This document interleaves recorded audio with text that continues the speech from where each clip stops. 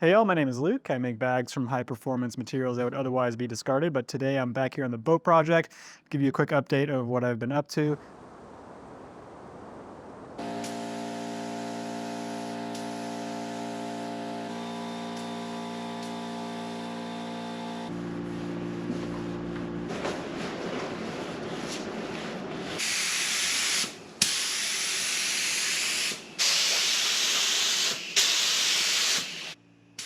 It did take me 3 tries to get this whole thing made properly. The first time I had a bunch of air bubbles in there. Second time I went too soon after applying the gel coat, so I got all sorts of little bubbles. And third time in this case was the charm. So once again, I'm just learning things the hard way here. Oh.